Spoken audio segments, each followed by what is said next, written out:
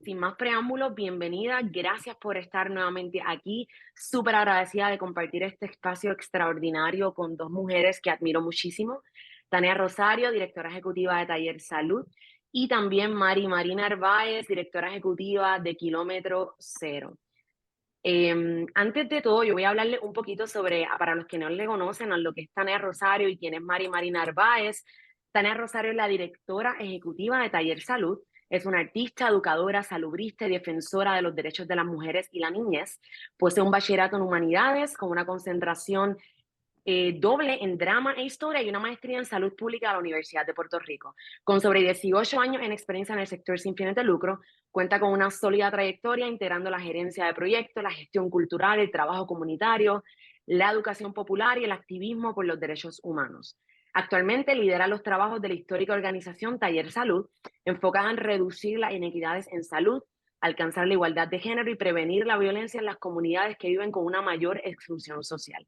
Su meta es construir un Puerto Rico donde haya salud, paz y desarrollo para todas y todos. Así que gracias por estar aquí, Tania. Bienvenida. Y continuamos con Mari Narváez para que conozcan un poquito también de nuestras panelistas, fundadora y directora ejecutiva de Kilómetro Cero. Tiene una maestría en periodismo investigativo y estudios latinoamericanos de la Universidad Internacional de Florida, así como cursos doctorales en historia y estudios de género de la Universidad de Puerto Rico. También es escritora y columnista en varios periódicos y ha sido coautora de libros como Será otra cosa, No pasa nada, Fuera del quicio, entre otros. Actualmente lidera Kilómetro Cero, una organización que aspira a un Puerto Rico en el que el Estado proteja la vida, las libertades y la dignidad humana en la búsqueda de seguridad pública. Desde Kilómetro Cero aprende y busca maneras de incidir para construir un país más democrático, donde el Estado no abuse de su poder y pueda construir una verdadera seguridad pública fundamentada en equidad y no en la represión policial. Así que bienvenida a ambas. Muchas gracias. Muchas gracias, Carla.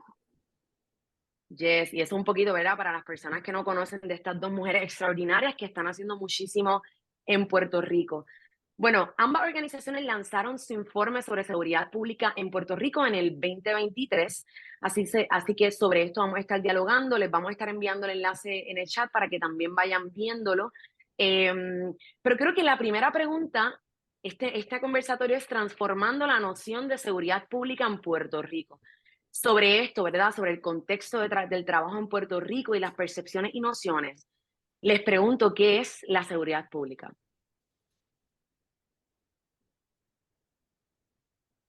A ver, ¿quién va a empezar? Tania. ¿Qué hacemos? Dale tú, Mari. Sí, bueno, pues buenas tardes a todas, a todos, a todos. Gracias por conectarse aquí y gracias sobre todo por la invitación de parte de Filantropía, a Carla, que ha trabajado muchísimo en esta presentación que tenemos hoy, y por supuesto a mi compañera Tania, a quien admiro también desde hace mucho tiempo. ¿Qué es la seguridad pública? Es la pregunta. Bueno, ¿verdad? Yo creo que la seguridad pública precisamente es algo que hemos en Kilómetro Cero, ¿verdad? Problematizado mucho en los últimos años en el sentido de que me parece o nos parece que hay una idea general de que cuando se habla de seguridad pública se está hablando de un asunto policial, sobre todo policial, de una responsabilidad que carga histórica y culturalmente la policía de Puerto Rico, entre otros cuerpos similares, ¿verdad? O las policías o el Departamento de Seguridad Pública en los últimos años. Sin embargo, nos seguíamos encontrando con una realidad distinta cuando salíamos a la calle, cuando estábamos en comunidades o cuando estábamos con, por ejemplo, las personas que son víctimas, por ejemplo, de la fuerza del Estado. Y lo que encontramos, sobre todo en la pandemia, que es, ¿verdad? El informe que nosotros, del que vamos a hablar hoy, es un informe que está muy centrado en la pandemia. Sobre todo en la pandemia nos dábamos cuenta que la seguridad no era la presencia policial, por el contrario, la seguridad allí en ese momento era tener la capacidad, por ejemplo, de trabajar desde nuestra casa. de poder mantener un ingreso y un trabajo a pesar de la crisis que estábamos viviendo, que era tener comida en la nevera, tener energía. Eso es un tema muy importante en Puerto Rico, la falta de energía, tener un trabajo digno, tener posibilidades, tener alumbrado público. Así que para nosotras, la seguridad pública es todo aquello que nos puede brindar el bienestar suficiente como para nosotros llevar una vida digna sin tener que ser criminalizadas e intervenidas constantemente por el Estado. Genial. Y nosotras tenemos un camino un poco similar, ¿verdad? De retar las definiciones existentes, ¿verdad? De seguridad, con las que vivíamos, ¿verdad? Con las que convivíamos y mucho antes de la pandemia, en el caso de nosotras. Taller Salud, pues es la organización feminista más antigua que está activa aún. Y tiene 44 años de fundada y creo que probablemente durante la primera década completa de trabajo, los temas de seguridad se centraban en la seguridad de las mujeres. ¿Ya? Estaban muy centrados en los temas de las violencias que sufren las mujeres y la inseguridad, ¿verdad? Por razón de género. ¿Y qué se podía hacer? Por supuesto, cuando se creó Taller Salud, pues no existía la ley 54, o sea, era otro Puerto Rico, etcétera. Pero sí, la ubicación de Taller Salud en Loíza como sede, pues nos presentó, ¿verdad? Nos puso en la disyuntiva de mirar cuál era la seguridad que las comunidades querían vivir, cuáles eran los miedos que las madres no querían tener. Y un poco la conversación sobre si eso debería ser un derecho, ¿verdad? El derecho a la vida libre de violencia debería ser algo que el Estado debiera garantizar, así como la educación. Y en el 2012, la conversación llegó al punto de, ¿verdad? Interna, la conversación interna en Taller Salud llegó al punto de permitir, ¿verdad? Abrir un espacio a ampliar las conversaciones sobre seguridad en género, en edad, en clase social, en trasfondo, en estatus migratorio. O sea, de momento hubo una oportunidad para mirar cómo que se afectaba, ¿verdad? La vida de la gente y cuál era la onda expansiva de sufrir violencia y de la falta de transparencia, ¿verdad? Especialmente cuando la violencia viene de parte del Estado y que haya una sensación de que hay impunidad y eso es una violencia en sí mismo, ¿verdad? Es como una violencia encima de la violencia. Y esa oportunidad nos la dio la creación del programa Acuerdo de Paz en Taller Salud, que en ese momento se concibió como un programa de prevención terciaria, un programa de intervención con la violencia comunitaria, liderado por interruptores que eran de la propia comunidad, por trabajadoras de alcance que eran de la propia comunidad, que es algo que en Puerto Rico no existía y al sol de hoy, como el modelo como tal, no es un modelo que se haya replicado fuera de Loíza, así que a este momento estamos, creo que ese fue un poco el resultado del informe, fue que pudimos mirar los primeros 10 años de datos y ver qué es lo que nos faltaba, en qué es que nos habíamos quedado cortas. Habíamos logrado una reducción significativa de actos violentos, sin embargo nos estaba faltando que la gente pudiera definir la seguridad que quería vivir y también que pudiésemos tener una mirada más sistémica de cuáles son las causas raíz de la violencia que viven nuestras comunidades. Y un poco creo que esa fue la apuesta que orientó el trabajo del informe. Interesantemente, ¿verdad? Para efectos de responderte la pregunta cerrando aquí en el proceso de investigar, nosotros volvimos a mirar la definición de seguridad pública que hace la ley 20, la ley que crea el Departamento de Seguridad Pública, que que se había creado unos meses antes del huracán María, este, que dice, la voy a leer, un derecho que el Estado debe garantizar a todos sus habitantes, ciudadanos y residentes para poder gozar del libre ejercicio de sus derechos de forma segura. Esta es la definición de la ley que crea el Departamento de Seguridad Pública, ¿verdad? Así que interesante mirar ese lenguaje, ¿verdad? Cuando, pues, eso no es lo que nuestras comunidades han experimentado, está bien lejos de ser la experiencia comunitaria. Claro, y Así que creo que buscamos, también cositas que habíamos hablado en contraste también a eso, ¿no? Es en dónde se enmarca, ¿verdad? La seguridad pública en Puerto Rico, ¿no? De mano dura contra el crimen, de cómo ahora es que estamos cuestionando esa base, porque es que creo que tenemos que nombrarlo, ¿no? Desde 1990 se crea, se forma se basa la seguridad pública en este marco de mano dura contra el crimen y creo que ahora desde sus informes particularmente han podido como retar en la comunidad qué significa esto, ¿no? Y cómo podemos transformar, qué significa la mano dura contra el crimen, cuánto impacto ha tenido en la comunidad, cuánto impacto ha tenido para realmente avanzar en la equidad que todos merecemos. Así que yo creo que eso es un pie forzado para hablar un poquito sobre sus informes, sobre el trabajo que ustedes están desarrollando. Tania, mencionaste que estaba levantando unos datos bien concretos en comunidad. Eso es algo súper interesante de ambos informes, ¿no? No que retamos o queremos transformar la noción de seguridad pública desde nuestro concepto y nuestra percepción individual, sino que ustedes fueron a la comunidad, a la calle, a las personas, a preguntar qué significa esto, cómo se ve la seguridad pública. Así que, ¿cuáles son esas nociones predominantes de seguridad pública en el municipio de Loíza, particularmente, que fue donde ustedes, Tania, desarrollaron su informe? eh,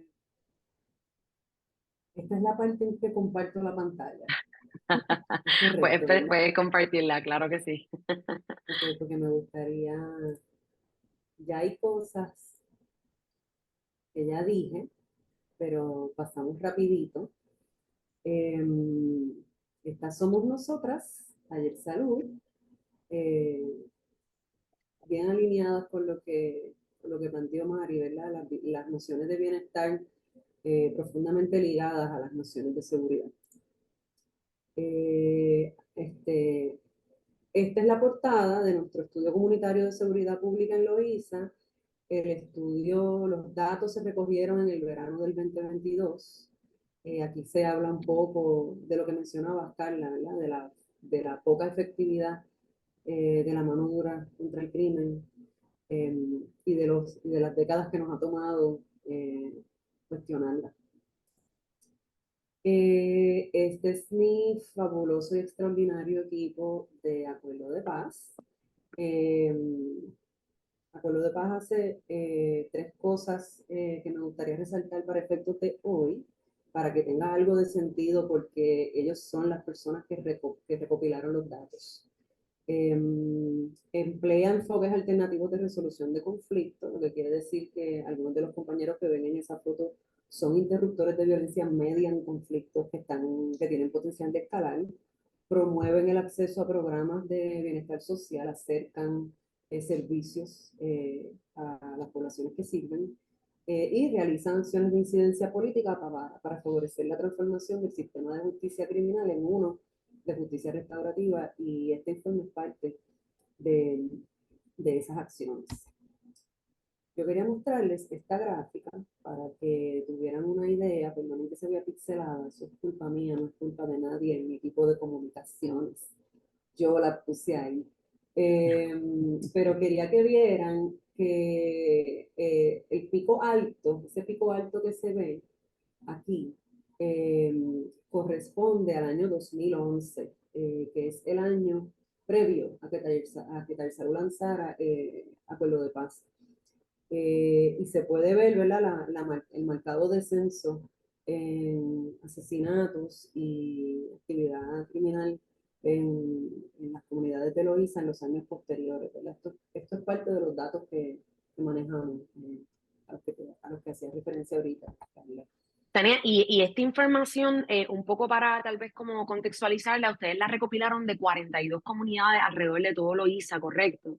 En donde pudieron Para como efectos del contrastar. estudio, sí, para Sí, efectos del ok. estudio se entrevistaron personas.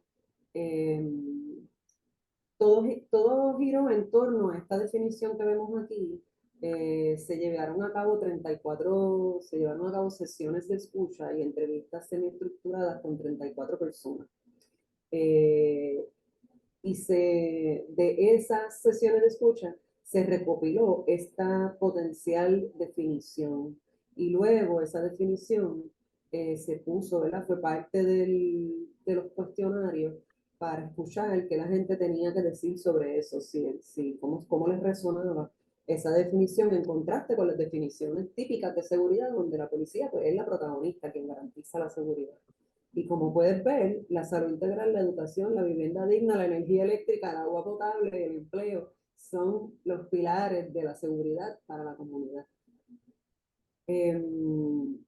Este, Estas son las preguntas guía, ¿verdad? Que orientaron los cuestionarios que estábamos buscando, lo que estábamos buscando es responder, ¿verdad? Cómo la gente, cuáles son las nociones predominantes, cómo la gente entiende la seguridad, cuán seguras se sienten en sus comunidades, cuánto confían en la policía, cómo perciben a la policía y cuál ha sido su experiencia. Como mencionaste, pues sí, fueron 42 comunidades en los barrios Pueblo, Medianía Baja, Medianía Alta y Piñones, y se realizaron 473 cuestionarios. Y te Eh, pregunto, Tania, sé que vas a hablar de esto, ¿verdad? Y vas a abundar en el camino, pero me da mucha curiosidad porque hemos mencionado que seguridad pública es, y no necesariamente cuando yo pensaba en seguridad pública inicial y rápidamente pensaba en electricidad, en un techo seguro, una vivienda digna, en alimento seguro también, aunque definitivamente son pilares de la seguridad pública. Fue algo que en verdad, en esta encuesta, las personas que iban respondiendo en las comunidades pudieron apalabrar, pudieron nombrar, pudieron identificar que estos también son pilares de seguridad pública o se asociaba directamente con la seguridad, como bien mencionaste, desde el Estado. no, las personas lo nombraron, ¿verdad? Las sesiones de escucha se transcribieron y de ahí se Súper. crearon unos instrumentos donde se crea un patrón de tendencias para observar los conceptos que se repetían. ¿Verdad? Y en ese momento nuestro equipo de análisis de política pública hizo ese análisis, ¿verdad? Cualitativo de datos. Y de ahí salió la definición en borrador, que luego se le preguntó a la gente, pero en efecto no era mencionada la policía como, como una parte crítica, ni central, ni pilar Hmm, de garantizar la seguridad. interesante. ¿Verdad? Realmente no es ni raro. La gente cuando piensa en seguridad piensa en su familia, piensa ¿verdad? En compartir en espacios donde no haya violencia. Automáticamente tu mente no va a tribunales, cárceles y policías para tu sentirte más seguro. Que todo eso son narrativas creadas. Este, ¿Verdad? De los hallazgos de la encuesta, me interesan estos cuatro porque fueron significativos, ¿verdad? Estadísticamente, definitivamente las perspectivas sobre la definición de seguridad entre el gobierno y las personas son bien diferentes, ¿verdad? El lenguaje eh, que utiliza el Estado es opuesto prácticamente al que la comunidad utiliza. El sentido de comunidad de las comunidades lo enseñan, no está relacionado con las fuerzas de la policía, ¿verdad? Entonces, son los hallazgos del propio estudio. Existe desconfianza, ¿verdad? Los datos de Mari estoy segura que van a recordarnos por qué es que existe desconfianza. Definitivamente. Y hay un consenso de que existe abuso y que hay poca rendición de cuentas. ¿verdad? De que en general, si la policía puede abusar, va a abusar porque no va a haber accountability. Por lo tanto, pues, como pues, abusan porque pueden, ¿verdad? Entonces esa es la noción popular, ¿verdad? Que tiene la gente. Déjame pasarte la próxima. Estas son recomendaciones que se recogieron también en estos espacios de sesiones de escucha. Aquí hay 4 particularmente. Aquí hay una gráfica que saqué del propio estudio, ¿verdad? De si la gente llama o no llama a la policía en caso de peligro o de emergencia. 66% de las personas encuestadas no llaman a la policía en caso de emergencia. ¿Verdad? Eso te habla, ¿verdad? Un número súper alto, definitivamente, un número Sí. súper alto. Las recomendaciones van por la línea de, ¿verdad? De transformar la política pública existente, exigir cumplimiento sobre los mecanismos que hay de rendición de cuentas y de transparencia, sobre el abuso de la policía, transformar el sistema de justicia criminal hacia uno de justicia restaurativa. Y que me parece muy interesante es reconocer la existencia del racismo en las fuerzas de seguridad del Estado. Hay una experiencia consistente de sesgo racial, ¿verdad? De haber experimentado profiling y saber que hay un riesgo mayor, qué cosas hacen para evitar ser detenidos, qué rutas toman, qué vestimenta usan, o sea, todos los mecanismos que tú puedes usar para tratar de evitar el sesgo existente, donde tú sabes que mientras más oscuro de piel tú seas, más probabilidades hay de que te paren, de que te busquen, ¿verdad? Entonces, eso es una conversación bien consistente en la comunidad. Y es una conversación que al final del día a mí me sigue sorprendiendo porque justo hace poco estaba leyendo un informe y leí algo sobre, ¿verdad? Muchos de nuestros padres o de los que son padres hoy día no tienen que tener la conversación de vístete de esta manera, si la policía viene, habla de esta manera, di esto, camina de esta manera, no te metas por esta calle, no te metas por otra, ¿verdad? Del privilegio hay muchas veces que obviamos esas realidades que son tan cercanas como aquí al lado, ¿no? Como en Loíza, y que vemos como algo bien lejano y que sigue incidiendo o sigue totalmente siendo paralelo a lo que es la seguridad pública. Algo que a mí me sigue, por lo menos a mí me sigue sorprendiendo definitivamente. No, realmente el, el tema de los datos, ¿verdad? Que es una parte que está complicada ahora mismo para nosotras por la falta de datos. Pero hasta el momento los datos internos que nosotras recogemos, eh, el color de piel, la edad y el género son factores de riesgo ahora mismo en Puerto Rico. Eh, ser un joven, ser negro, eh, y otras características que son parte de los sesgos, ¿verdad? Vestirte de cierta manera, etcétera, utilizar cierto tipo de carro, por ejemplo, son factores de riesgo aumentan las probabilidades de sufrir violencia, de sufrir injusticias, ¿verdad? A manos del Estado. Y son factores de riesgo en el sentido de que jóvenes que no tengan esas características pues, tienen menor riesgo, ¿verdad? De pasar por esas experiencias. Y con ese riesgo es que nosotros trabajamos. La parte del trabajo que hacemos es tratar de reducir ese riesgo en los jóvenes que son parte de nuestros programas. Pero realmente es muy desigual el trabajo, porque nunca daríamos abasto para proteger a todos los jóvenes a riesgo en Puerto Rico. Y tal vez quiero que vayas pensando, Tania, y ya mismo tal vez luego de Mari, que me la puedan responder, la seguridad pública en Puerto Rico, tal y como la estamos conociendo, tal y como está resultando en esto, ¿no? Que tenemos una poca o pobre seguridad pública justa y equitativa, se exacerbó a raíz del huracán Irma y María, el COVID, o esto es algo que fue un velo destapado, entre otras cosas. No me la tienes que responder ahora, pero sí quiero que piense en ella porque creo que es importante de cara al futuro, ¿no? Y de cara también al Puerto Rico recuperado, que tenemos ya que comenzar a hablar, que tenemos que comenzar a movernos, que llevamos 6 años en un proceso de recuperación exhaustivo. Esto se exacerbó, hemos tomado una dirección diferente con los últimos eventos en Puerto Rico y sí, cómo se ve eso. Pero nada, Mari, te voy a dar la palabra a ti un poco para poder conectar con Tania los puntos sobre lo que es la seguridad pública desde el informe de Kilómetro Cero, que sé que van bien de la mano con respecto a las percepciones.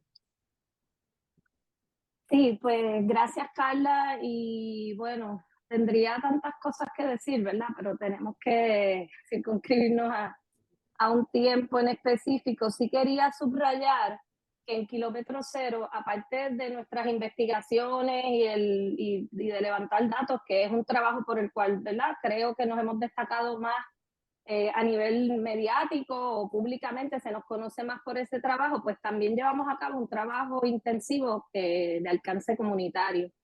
Y ese trabajo es el que centramos en esto del cambio de percepción sobre lo que es la seguridad pública, porque no queremos nosotros no queremos estar toda la vida velando a la policía. Nuestro trabajo, de hecho, no se centra en velar a la policía, se centra en transformar las expectativas que tenemos como ciudadanía de cómo el Estado interviene con nosotras, ¿no? Así que en ese sentido, sí, hicimos una consulta en más de 15 comunidades en aquel momento, ya hemos visitado muchas más, a raíz de todo, ¿verdad? De todos los cambios que ocurrieron en Puerto Rico durante la pandemia y en el mundo, que no fueron solamente vinculados a la pandemia, también nos afectó muchísimo, por ejemplo, toda la reacción al asesinato de George Floyd en Estados Unidos.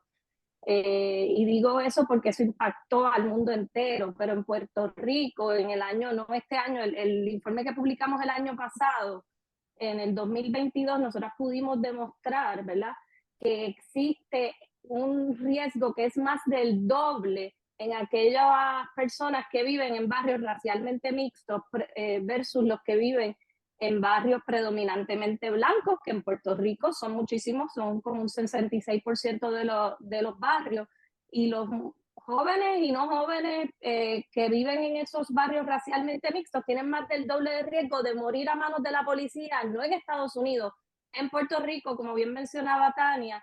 Y a raíz, además del año pasado, particularmente el año pasado, la tasa y el riesgo de los jóvenes, de los menores de edad, ha aumentado tremendamente, y hoy día ese es el grupo más asediado por la violencia policial en nuestro país, el grupo de menores de 20 años, de 15 a 20 años. Y eso es porque el año pasado hubo muchas muertes a manos de la policía de parte de jovencitos, ¿no?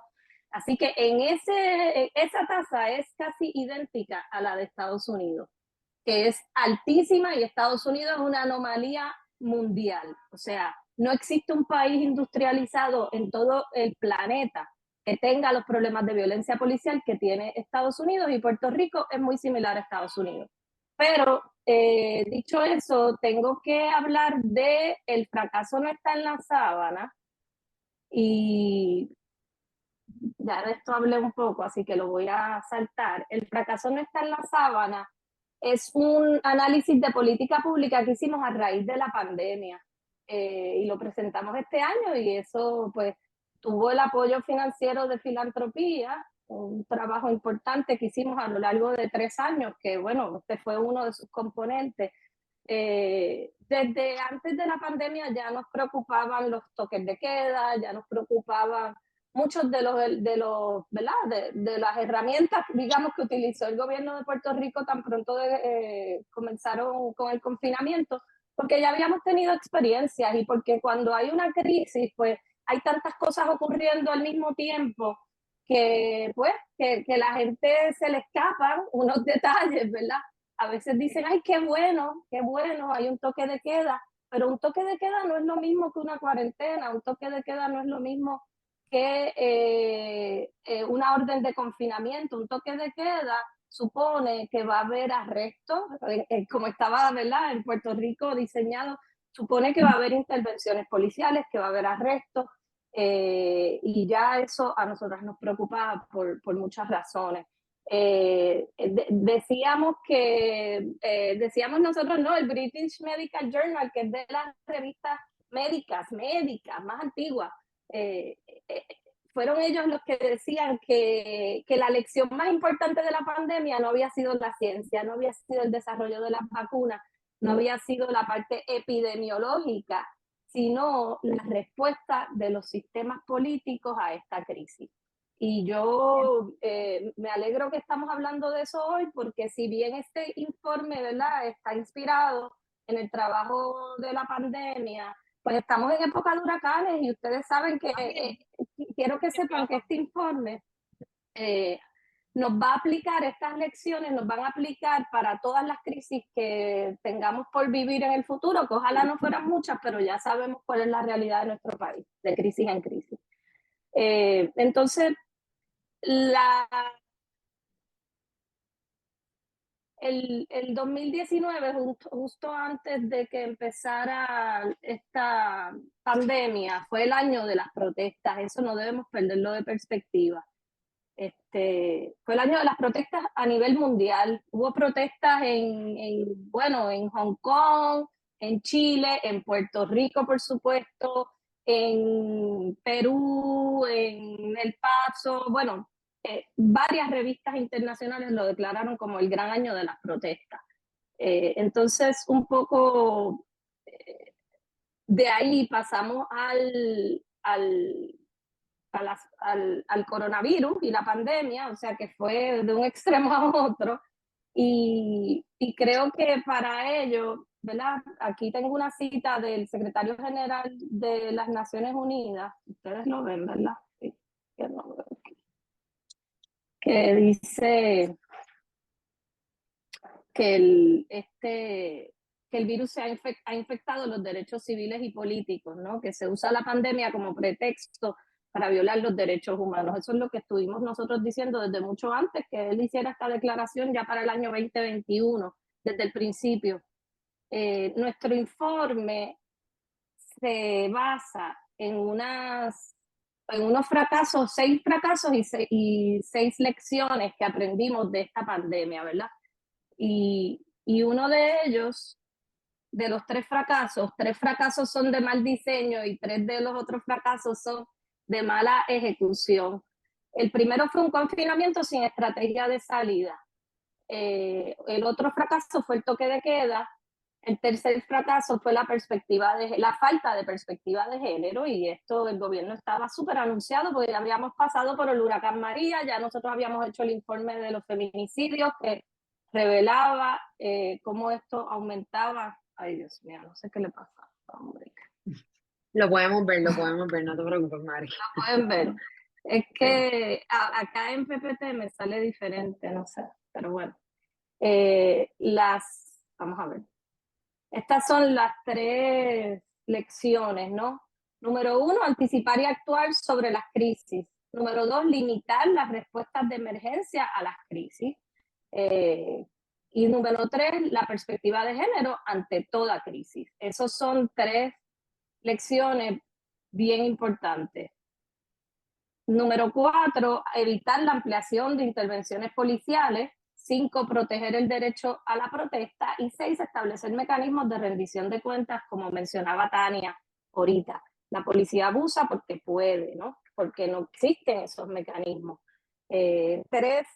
Hablé de 3 de los fracasos.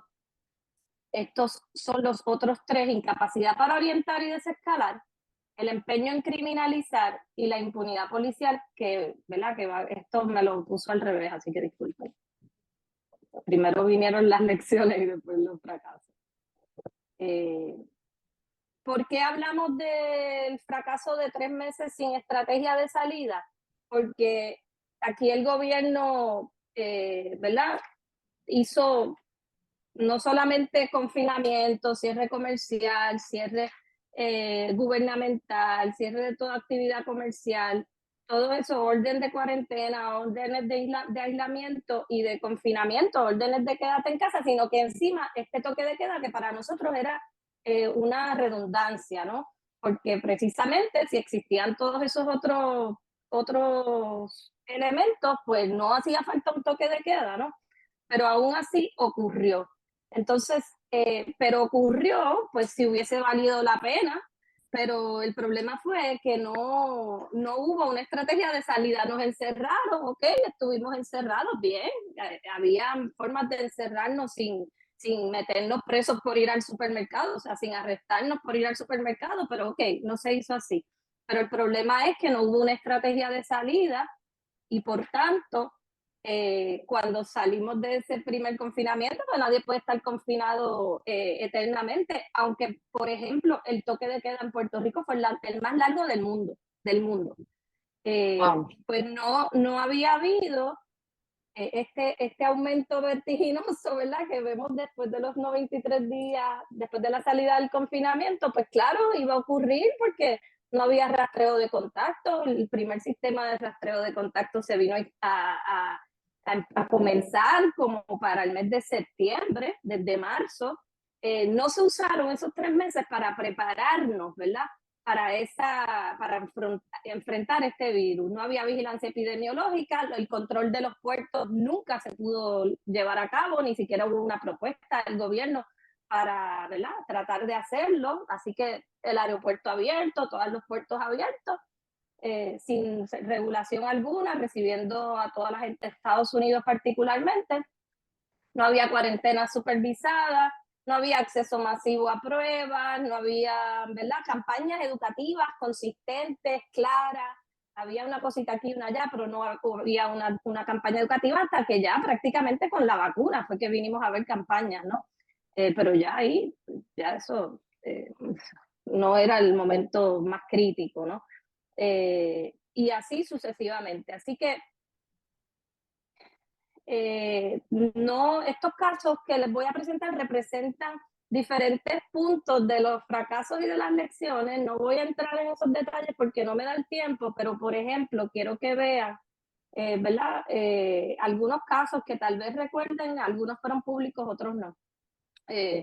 Nosotros en aquel momento documentamos decenas de casos de intervenciones de la policía y eran arrestos,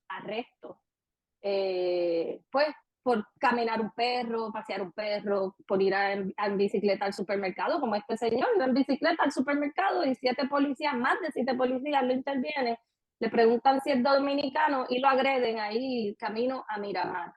Pues porque utilizar la fuerza bruta para un problema de salud pública, ¿verdad? Así como no ha funcionado con la guerra contra las drogas, pues tampoco mucho menos va a funcionar en un problema que es de salud.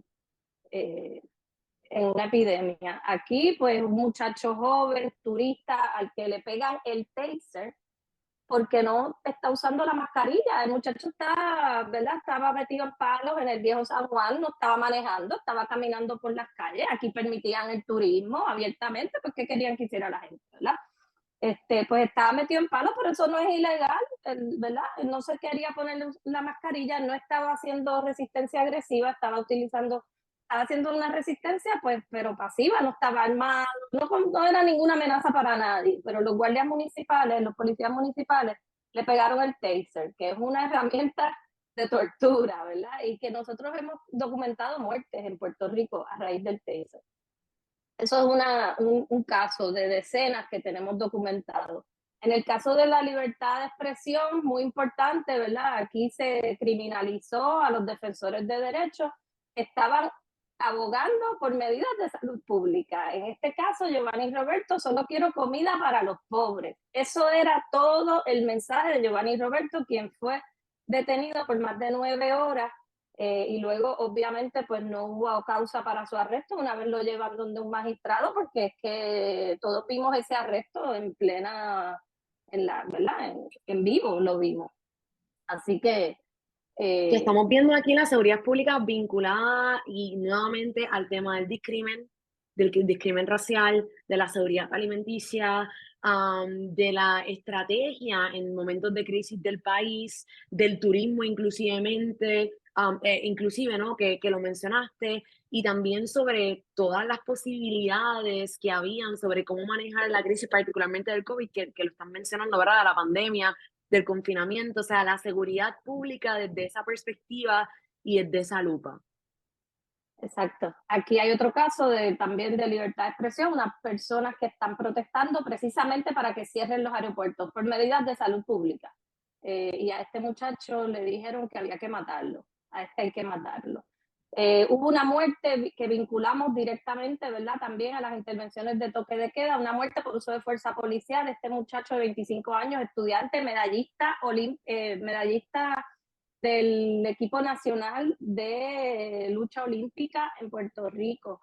Benjamín Omar Coto, a este muchacho, un policía municipal de San Juan, lo mató. Su intervención fue por toque de queda. El muchacho estaba desarmado, pero pues no había testigos. Obviamente la policía no ha dado explicaciones porque nunca las da, no hay mecanismos de rendición de cuentas. Y el muchacho lo mató en esa intervención, un disparo en la espalda. Me encantaría, ¿verdad? Quería mencionarles por lo menos esos casos, pero bueno, hay mucho que decir sobre este informe, así que por eso los invitamos a descargarlo. Y bueno, también en las Lo puedan ver en preguntas detalle. podemos seguir hablando durante las preguntas. Muchas gracias. Claro, y vayan enviando sus preguntas, comentarios, también pueden alzarnos la mano y les abrimos el micrófono. Les hago la pregunta nuevamente, la seguridad pública, como la estamos describiendo, ¿verdad? Y como estamos intentando confrontar, ¿verdad? Esa percepción y esa noción que tenemos para poder transformarla, ¿se exacerba a raíz de los huracanes, Irma María y la pandemia, o fue un velo destapado? O sea, la seguridad pública tal cual la estamos conociendo y la vemos hoy día, ¿ha sido exacerbada o al final del día siempre ha sido la misma? ¿Había algún progreso? ¿Hemos transformado? ¿Hemos cambiado?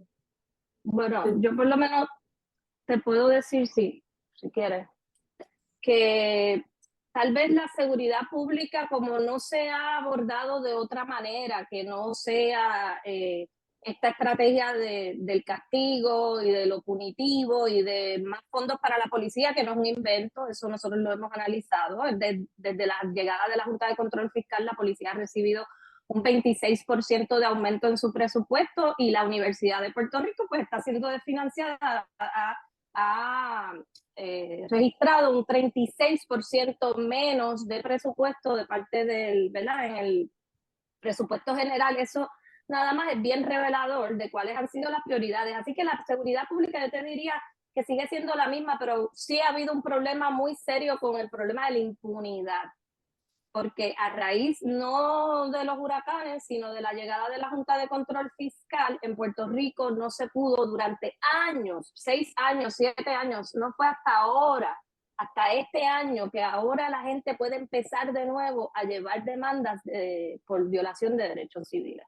Las demandas por violaciones de derechos civiles, que muchas son contra la policía, por abuso policial, han sido detenidas por la ley promesa, ¿verdad? Por el problema de la reestructuración de la deuda, que protege al gobierno de todas estas demandas, incluyendo. Así que esta ha sido zona libre de derechos civiles, exenta de derechos civiles desde la aprobación de la ley promesa. Yo te diría, Carla, que las dos cosas que estás presentando no son mutuamente excluyentes. O sea, yo pienso que por un lado hay una estrategia fallida de más de 3 décadas de intentar atender problemas de salud pública con estrategias de hipervigilancia, de, sobrepunitivas, que criminalizan la pobreza y racializan la violencia. Y eso se ha hecho aquí por décadas y no es algo nuevo ni es algo que ahora. Las emergencias, y en las emergencias yo también cuento la aprobación de promesa ¿verdad? Y el appointment de la Junta, porque el clima este, de, no se sabe qué es lo que va a pasar, ¿verdad? Ese clima de incertidumbre que se generó a partir de la llegada de la Junta en relación a cuánta liquidez iba a estar disponible, ¿verdad? Hubo una serie de efectos cascada que provocó la incertidumbre de lo que iba a ocurrir y las políticas de austeridad que vinieron después. Y eso, en eso nosotros estábamos cuando llegó el huracán María, así que ya había un clima de emergencia que aceleró las migraciones, y las migraciones en Puerto Rico dejan desamparada gente, ¿verdad? Porque cuando la gente se va, hay gente que se queda y se queda sola. Y Y eso también esa es la incide gente que se definitivamente quedó en la sola. seguridad. Esa gente que se quedó sola se quedó incomunicada, ¿verdad? Unos meses después. Claro que eso nosotros no sabíamos que iba a haber un huracán categoría 5, pero esas son las consecuencias. Para mí lo que es increíble es que teniendo un cuerpo de pericia tan grande en Puerto Rico, unas personas expertas, ¿verdad? En demografía, epidemiología, sociología, salud pública, o sea, existiendo el expertise necesario para tú anticipar y proponer medidas sociales de mitigación de los efectos de esto, porque no es como que nadie sabía lo que iba a pasar, ¿verdad? Esto está estudiado y los datos son de décadas.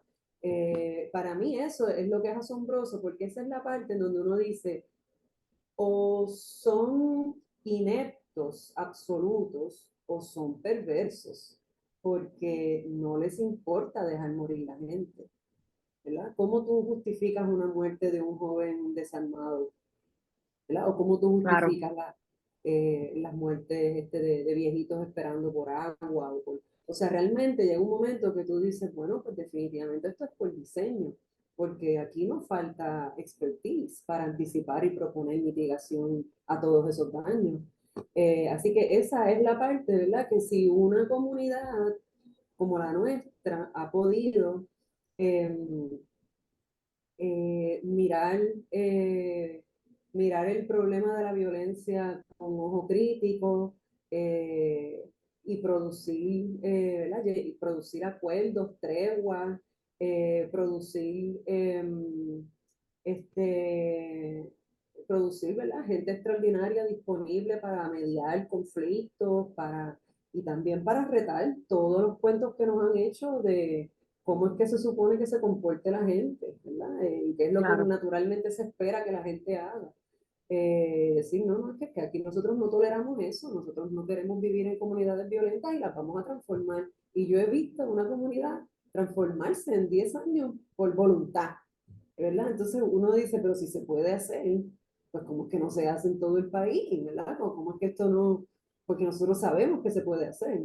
Entonces creo que esa es la parte que a mí siempre me asombra, me indigna, porque a la hora de la verdad, la experiencia que nosotros tenemos es que la mayoría de la gente está puesta para servir y está puesta para ayudar. No, no es la mayoría de la gente la que no le importan los demás, tú sabes.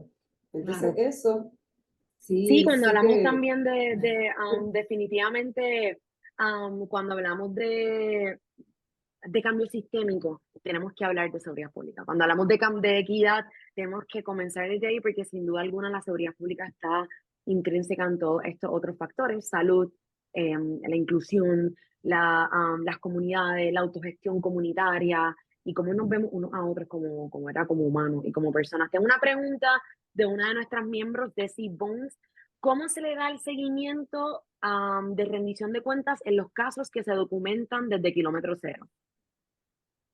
Bueno, nosotros tenemos una base de datos comunitaria que es Evidencia la Violencia. Ahí nosotras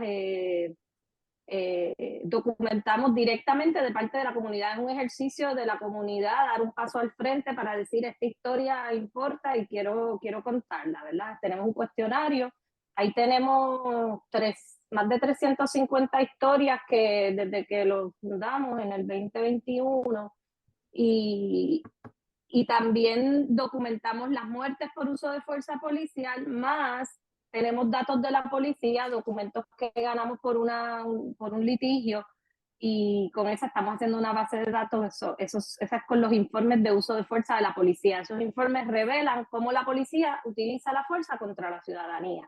Esos datos los obtuvimos por vía de ese caso de acceso a la información y ahora la policía todos los años tiene que entregarnos esos datos. ¿Cómo les damos seguimiento? Nosotros, ¿verdad? En Puerto Rico no existe prácticamente mecanismo alguno de rendición de cuentas a nivel administrativo. La policía se investiga a sí misma y somete a la gente a ir a poner una querella en la policía. O sea, me agrediste y yo tengo que ir a tu institución a poner la querella. Así que eso no funciona. Y por otro lado, las fiscalías, ya en la vía criminal, pues no hay fiscalías especializadas. Antes había una división de derechos civiles en el Departamento de Justicia que hacía, ¿verdad? Era más especializada en estos casos, pero esa división se ha ido desmantelando y ya no queda nada de eso. Ahora lo que hay es integridad pública, que son casos mayormente de corrupción, y esos son los que investigan, pues los casos cuando un policía te mata a tu hijo. Eso tampoco funciona. No existen esos mecanismos. Lo que nosotros hacemos es darles visibilidad, contar esas historias, tener esos datos, ¿verdad? Registrarlos, analizarlos, identificamos patrones, identificamos causas de abogacía pública que tenemos que insistir, le damos seguimiento a muchos de estos casos, sobre todo a las muertes que llegan solas, las madres, los padres, los familiares. Nosotros no buscamos a uno solo de ellos llegan a kilómetro cero y, ¿verdad? En ese sentido, por eso la importancia de estos datos, porque estos datos me dan la oportunidad, la gente piensa que los datos son deshumanizar a la gente y realmente no, los datos a mí me dan la oportunidad de poder hablar por toda la gente que no ha llegado aquí todavía, porque los que están aquí, yo conozco sus historias, voy a sus casas, hablo con ellos, pero los que no han llegado o las que no han llegado están también por vía de esos datos que bastante trabajo que nos da conseguirlos, ¿verdad? Esto ha sido un trabajo de 10 años en mi caso, recogiendo diferentes datos sobre la violencia de Estado. Así que pues eso es lo que nosotros hacemos para, ¿verdad? Para exigir rendición de cuentas. Súper. Gracias, Mari. Y creo que esto también lo habíamos comentado, ¿verdad? La importancia de que estos temas los podamos hablar con datos científicos, que es lo que ustedes están haciendo.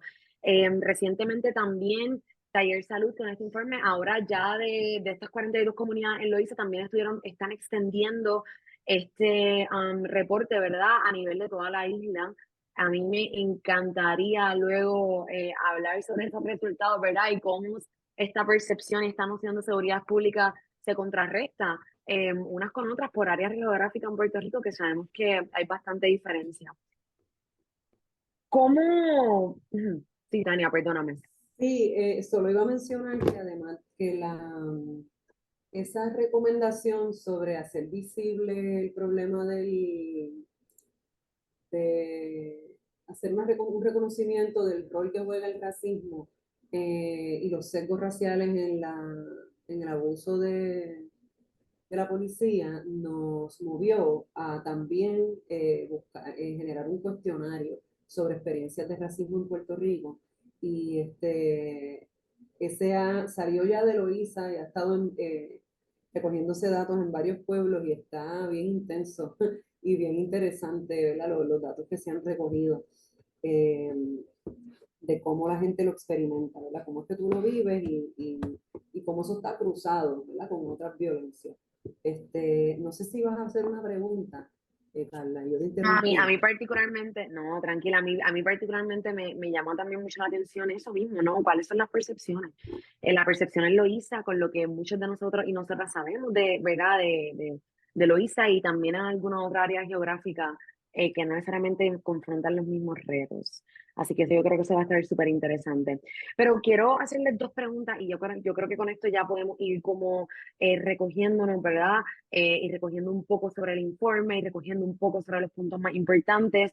¿Cómo vemos en Puerto Rico con una seguridad pública justa, equitativa y accesible? ¿Y qué nos falta para llegar ahí?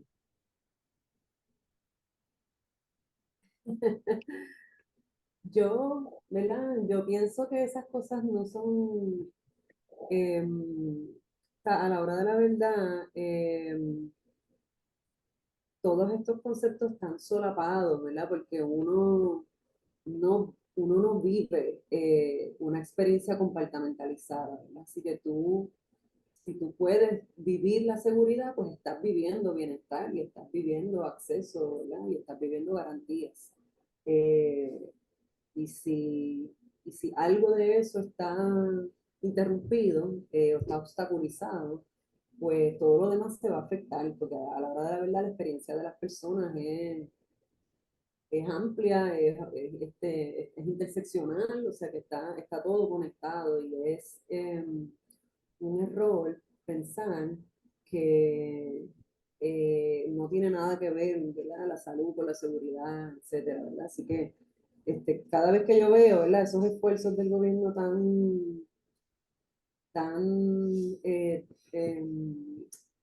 desconectados, fragmentados, yo te voy a decir algo, la fragmentación es de las cosas que más lastima a la gente, eh, porque la experiencia humana no es fragmentada, es completa.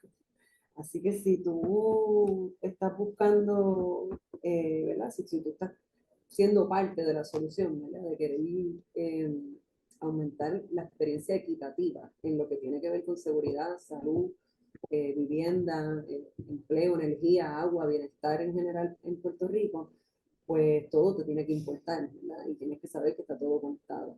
Que no hay forma de que no tengas hospitales y tengas bienestar o no tengas, ¿verdad? Así que de mi punto de vista, yo creo que está haciendo falta escuchar más y hablar menos. Por lo general, las comunidades saben exactamente cuáles son sus tres principales prioridades y saben exactamente qué es lo que harían si ellas pudieran distribuir el presupuesto, y saben perfectamente cómo priorizar quiénes son la gente más vulnerable de sus barrios. Así que no hay que venir a decir yo tengo la solución, especialmente si tú no vives ahí, ¿verdad? Así que yo creo que eso es una buena forma de comenzar. Haga silencio, escuche más, pregunte por las soluciones que la gente ya sabe que funcionan, y súmese en vez de obstaculizar. Ese es la respuesta que puedo dar en este foro. En otros foros yo puedo hablar Bastante de puntual, me una gustó. manera un poco más pero sí, es que a veces se le pierde la paciencia a uno, ¿verdad? Porque no, este,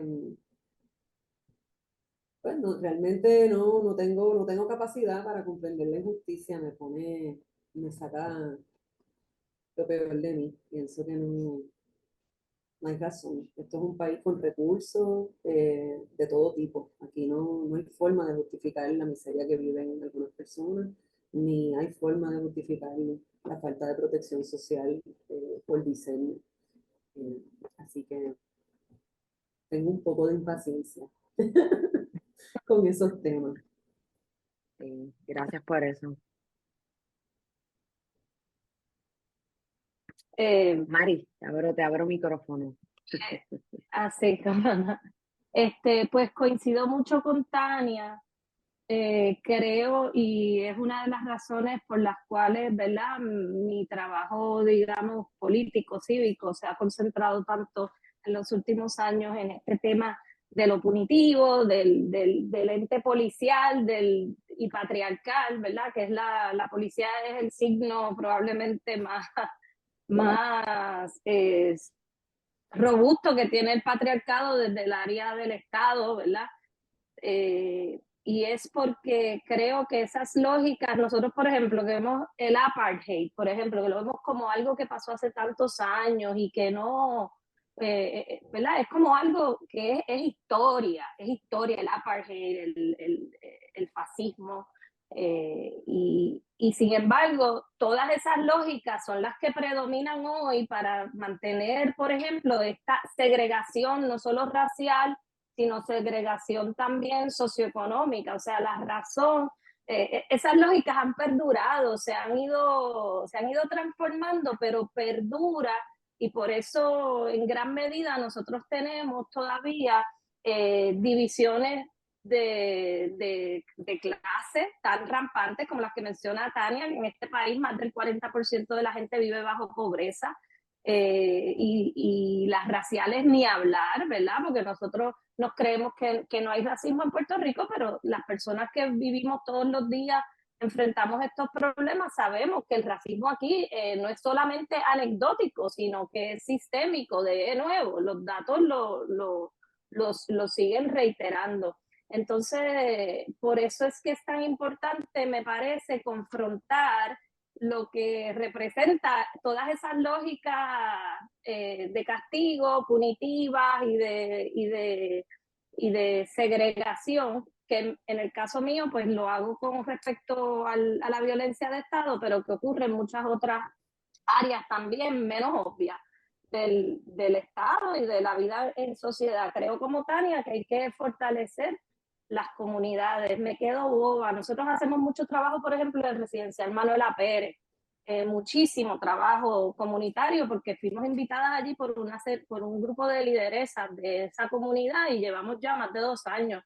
Y visitamos otras comunidades también, pero me quedo boba ante la sabiduría y la experiencia que tiene toda la gente que vive para sobrevivir, ¿verdad? Porque no es Total. fácil vivir en este país como clase media, imagínate como clase, ¿verdad? O sea, hay gente que está resolviendo un montón de problemas, que está bregando con mucha violencia también dentro de sus comunidades, familiar, institucional, y sin embargo, y me pasa lo mismo con las madres, los padres de los muchachos que la policía mata, me siento con ellas y con ellos por primera vez y me doy cuenta de la enorme capacidad y sabiduría que hay en este país precisamente sobre esas desigualdades. No les tengo que explicar nada a nadie, al contrario, ¿verdad? Ellas son las que me explican a mí.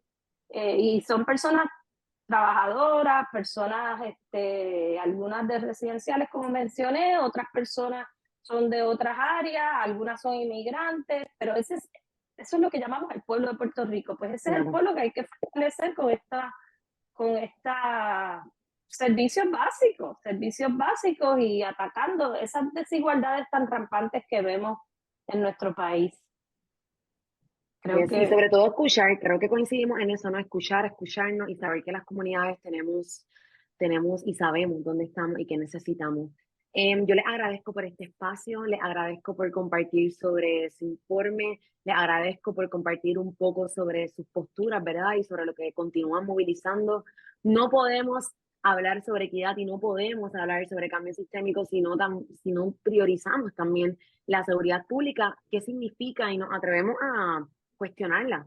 ¿Qué significa para cada uno de nosotros? ¿Qué significa en nuestros contextos? Y cómo podemos de alguna otra manera sumarnos, como invita Tania y Mari, ¿verdad? Sumarnos a la gran ola de escuchar y de poder hacer las cosas diferentes. Igual también creo que algo que habíamos hablado nosotras es la importancia, ¿verdad?, de este tipo de informes con datos científicos, de la recopilación de estos datos en comunidad, de la recopilación de la voz de la comunidad, ¿verdad?, que son los que viven esto en primera mano. Así que les agradezco por este espacio. Gracias a todos los que se han unido. Si tienen preguntas, algún comentario, abro micrófono, alguna pregunta particular o algún comentario. Pueden alzar la manita, les vemos.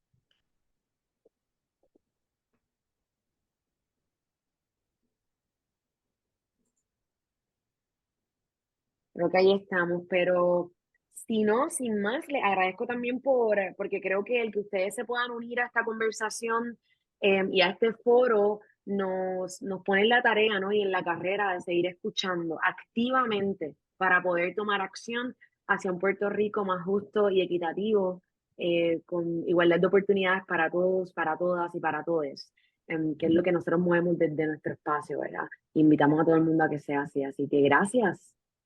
Gracias por estar aquí. Gracias, Tania. Gracias, Mari. Y seguimos. Seguimos compartiendo sobre ustedes, les ponemos en el chat informe, les ponemos el feedback form, llénenlo, se lo agradecemos. Así que muchas gracias por este acompañamiento. Gracias a ustedes. Muchos saludos, buenas tardes.